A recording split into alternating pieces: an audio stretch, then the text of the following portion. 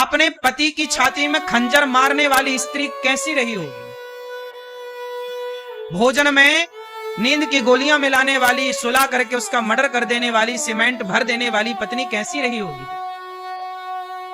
बताओ जरा, इससे क्या सिद्ध होता है? सोचिए, एक पति जो अपनी पत्नी में समर्पित है। आप बताइए, हम आपके घर आए भोजन करने और आप हमें नींद की गोलियां मिला के सुला दें और हमें मार डालें, इसमें हमारा क्या कसूर है? उस लड़के का क्या कसूर था? वो तो पत्नी के हाथ का ना भोजन कर रहा था। उसे क्या पता था कि इस भोजन में जहर है, नींद की गोलियां हैं। उसे क्या पता था कि हमें सुला के हमारी छाती पे खंजर मार दिया जाएगा? मैं सवाल उस लड़की से नहीं, सवाल मैं ये करता हूं कि उस लड़की की आखिर ऐसी बुद्धि हुई क्यों? मैं उस वेश पे जाता हूं, मूल पर, कि समाज की आज ऐसी बुद्धि क्यों हो रही है। आज वो लड़की है, कोई और लड़की है, कोई और लड़का है, लड़का भी परेशान करता है, वो भी मार डालता है कई बार स्त्री को। क्यों? सवाल ये है कि आदमी, हम सनातनी हैं, हम लोग ना चूहा को भी नहीं मारते, मच्छर को मारना पाप समझते हैं सनातनी लोग। गाय को रोटी निकालते हैं, कुत्ते को रोटी निकालते हैं, बोलो हाँ, हम चींटियों को आटा डालते हैं। सोचिए, जिस सनातन में चींटी का भी हम सम्मान करें आटा डालकर, हम मच्छर मारने को पाप समझें, उस देश में वो सनातनी यदि पति को मार डाले, पत्नी को मार डाले, तो बताइए। मैं सवाल करता हूं कि ये बुद्धि आई कहां से, बनी क्यों? कहीं ना कहीं जब आप सत्संग से हट जाते हैं, आप जब चरित्रहीन हो जाते हैं। वो लड़की क्या थी? चरित्रहीन हो गई ना, गैर मर्द के साथ घूम रही है, अपने पति को हटा दिया रास्ते से, ये गैर मर्द के साथ। अच्छा बताओ, सीता मैया रावण के साथ चली गई, चुरा के ले गया। रावण ने इतना लोभ दिया, रावण तो सोने की लंका का मालिक था कि नहीं? क्या बोलता रावण? सीता तुम मेरी पत्नी बन जाओ, मंदोदरी तुम्हारे पांव दबाएगी। मंदोदरी रानी लंका की, वो पांव दबाएगी। सोने की लंका थी रावण की। ऐसे आजकल की कुछ स्त्रियां तो रावण को देख लें तो कहें हमें ले चल चुरा के, हम तैयार हैं। आज तो खुद लोग भाग के उसके विमान में चढ़ जाएं।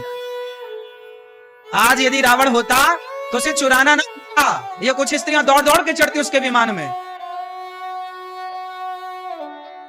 नहीं, लेकिन सोचो माता सीता के बारे में कि सोने की लंका में रहकर आ गई माता सीता। इतना उसने प्रलोभन दिया, इतना प्रलोभन दिया, लेकिन धन्य है, ये नारियों को सीखना चाहिए कि सोने की लंका को लात मार के वनवासी राम के संग रहने सीता मैया आ गई। पति कितना गरीब हो, लेकिन नारी को कभी अपने पति का त्याग नहीं करना चाहिए। ये सीता मैया ने करके दिखाया है। अब बताइए, ऐसी नारियां जिस देश में हुआ करती थी कि लंका को लात मार के और वनवास में रहने वाले राम को अपनाए, वरना सीता मैया का भी मन डोल जाता इतना धन देखकर। इसलिए मेरी मां, अपना धर्म ना जाने देना। तुम्हारा धर्म क्या है? पति के साथ रहना। तुम्हारा धर्म क्या है?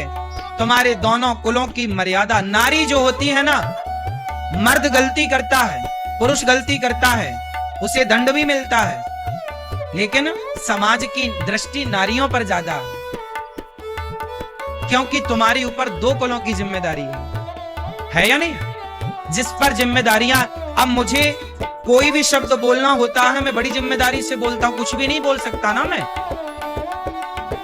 आप कुछ भी बोल सकते हैं, क्योंकि आपका बोला हुआ हाईलाइट नहीं होगा, आपको बोला हुआ वो आपकी पर्सनल विचारधारा हो जाएगी, लेकिन मेरा बोला हुआ तो बड़ी बात हो जाएगी। इसलिए आपको समझना चाहिए। समझना क्या चाहिए? कि हम सब अपने अपने शुद्धि का, सत्य का, मर्यादा का, धर्म का पालन करें। ये सृष्टि तब सुरक्षित रहेगी जब धर्म रहेगा। धर्म क्या है? शुद्धि। शौच करो, लघु शंका जाओ तो शुद्धि। तो आज से कितने लोग मेरी बात को ध्यान से अपनाएंगे? शुद्धि का कौन कौन ख्याल रखेगा?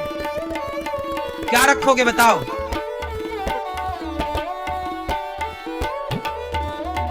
बोलो मेरी मां। धर्म क्या है? सोचो, हम लोग ना यज्ञोपवीत पहनते हैं। हम क्या पहनते हैं? जनेऊ। जनेऊ सुना? जनेऊ, यज्ञोपवीत जानते हो? हम लोग यज्ञोपवीत पहनते हैं।